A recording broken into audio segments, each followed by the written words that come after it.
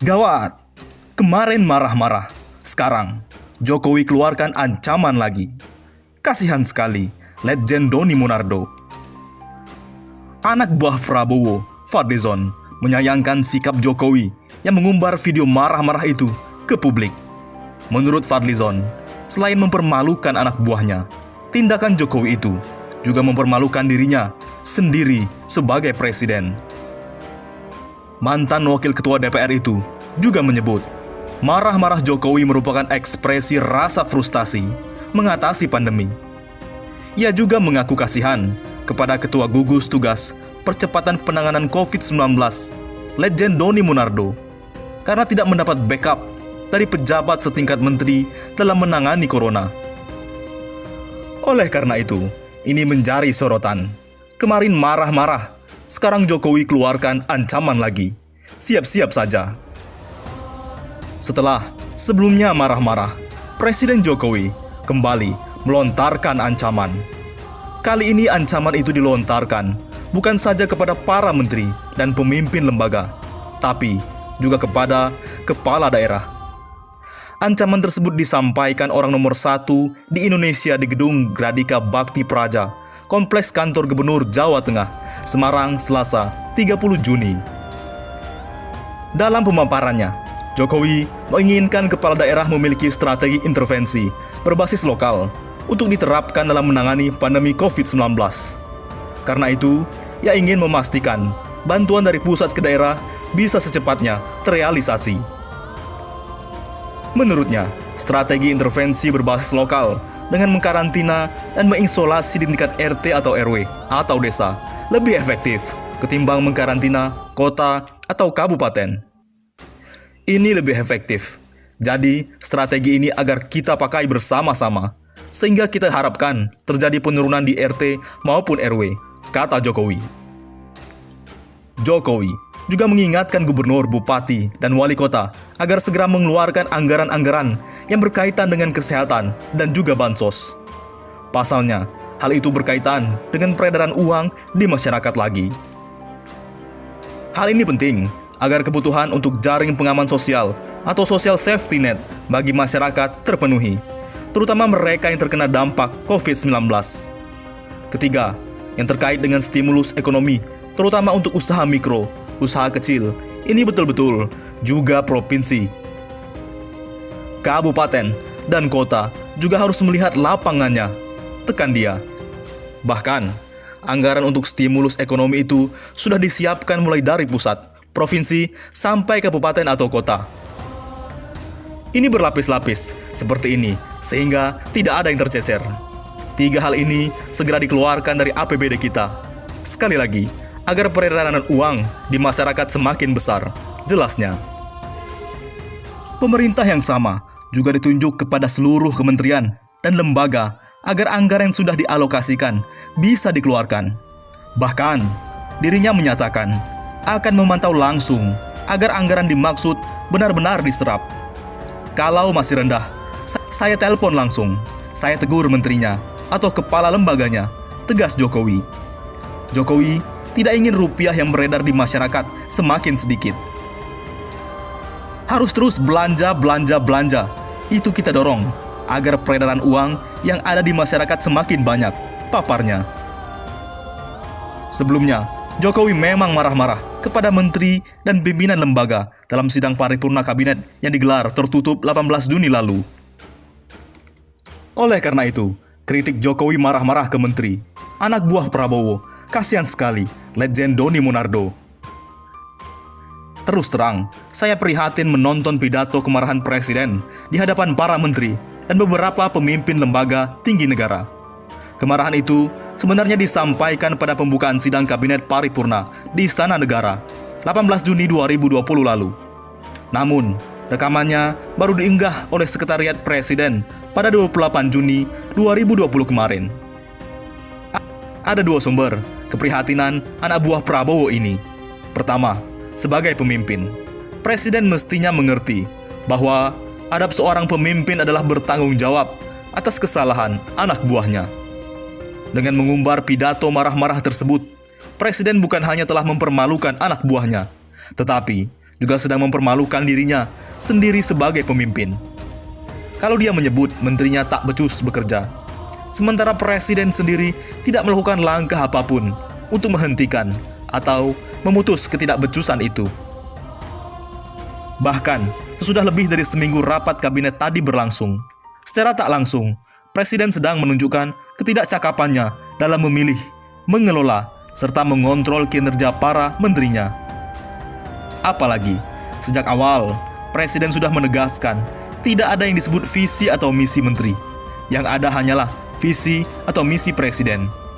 Itu artinya, semua menteri seharusnya berada di bawah pengawasan dan kendalinya.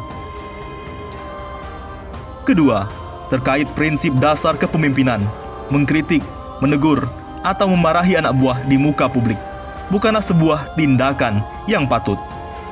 Pemimpin memang boleh menegur, bahkan hingga sekeras-kerasnya pada anak buah, atau memarahi mereka sekasar-kasarnya. Namun, semua itu seharusnya dilakukan di ruang tertutup. Tapi sebaliknya, dalam urusan prestasi, jika anak buah cakap, maka seorang pemimpin seharusnya memuji anak buahnya di ruang terbuka. Selain sebagai bentuk apresiasi, hal itu juga untuk mendongkrak wibawa kepemimpinannya.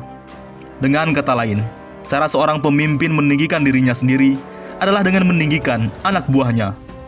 Tapi sebaliknya, jika seorang pemimpin merendahkan anak buahnya, maka sebenarnya dia sedang merendahkan dirinya sendiri.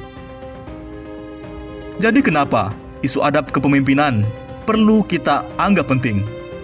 Karena kunci utama menghadapi dan menangani krisis adalah kepemimpinan.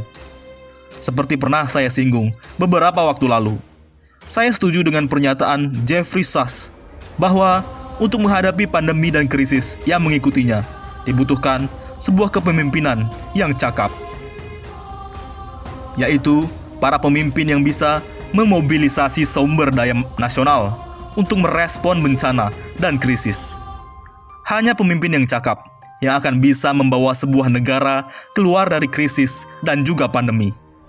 Itulah yang menjelaskan kenapa Jerman dan Selandia Baru, misalnya, berhasil mengatasi pandemi, sementara Amerika Serikat nampak kalang kabut menghadapi COVID-19. Itu tak terlepas dari soal kepemimpinan. Menurut saya, kemarahan dalam rapat paripurna kabinet itu merupakan ekspresi rasa frustasi presiden dalam menghadapi situasi krisis saat ini. Tapi kemarahan itu tidak ada gunanya buat rakyat, kecuali hanya bagi pribadi presiden.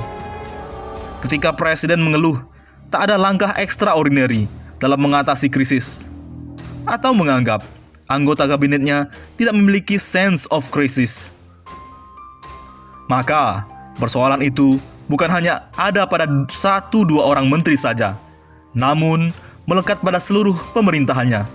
Sebab, dengan ataupun tanpa COVID-19, sejak awal pemerintahan ini selalu menyangkal bakal datangnya krisis. Bagaimana bisa memitigasi krisis jika posisi pemerintah selalu menyangkal potensi dan ancaman krisis? Mari kita lihat buktinya. Pertama, pemerintah lambat merespon krisis. Saat kasus pertama COVID-19 diakui pemerintah untuk pertama kalinya pada awal Maret lalu, Presiden menolak menerapkan status darurat nasional. Padahal, sejak 10 Maret 2020, Organisasi Kesehatan Dunia WHO telah menyurati Presiden agar menetapkan status darurat nasional. Rekomendasi status darurat nasional itu bukan hal yang mengada-ada, sebab WHO sendiri sudah menetapkan status darurat global untuk menghadapi COVID-19. Ketika Gubernur DKI Jakarta dan sejumlah kepala daerah lain mengutarakan inisiatif melakukan lockdown wilayah untuk mencegah terjadinya penularan, pemerintah mementahkan usulan itu. Padahal, kebijakan lockdown dimungkinkan oleh Undang-Undang Nomor 6 2018 tentang karantina kesehatan. Bukannya mendukung, pemerintah pusat malah mengganjal usulan-usulan tersebut. Bayangkan, ekspos kasus pertama terjadi awal Maret. Namun kebijakan pertama mengatasi pandemi sebagaimana yang dipandu Undang-Undang Karantina Kesehatan baru diambil pemerintah pertengahan April 2020 berupa kebijakan PSBB, pembatasan sosial berskala besar. Ada jeda 1,5 bulan. Jadi, kalau Presiden baru marah-marah soal sense of crisis di akhir bulan Juni, menurut saya, justru Presiden yang tidak peka dengan keadaan. Kedua, organisasi kerja dalam mengatasi krisis ini tidak jelas. Ini adalah bencana nasional kesehatan. Namun kita tidak melihat di mana Menteri Kesehatan sejak pandemi ini ditetapkan sebagai bencana nasional. Kita juga tidak melihat ada anggota kabinet yang diberi tanggung jawab jelas dalam organisasi kerja penanganan pandemi. Semua menteri memang dimasukkan dalam struktur Dewan Pengarah. Namun, struktur semacam itu kan hanya pajangan. Jika pemerintah menganggap pandemi ini serius, Presiden seharusnya menunjuk salah satu menterinya sebagai penanggung jawab tim. Apalagi, tim ini harus mengkoordinasikan gubernur, pangdam, kapolda, korem, bupati wali kota, dandim, dan rem atau kapolres. Maka, butuh seorang dengan jabatan setingkat menteri agar koordinasi bisa jalan. Kasihan sekali Legend Doni Monardo berjibaku di lapangan tanpa bekal membackup kekuasaan yang cukup di pundaknya. Bagaimana menurut pendapat Anda?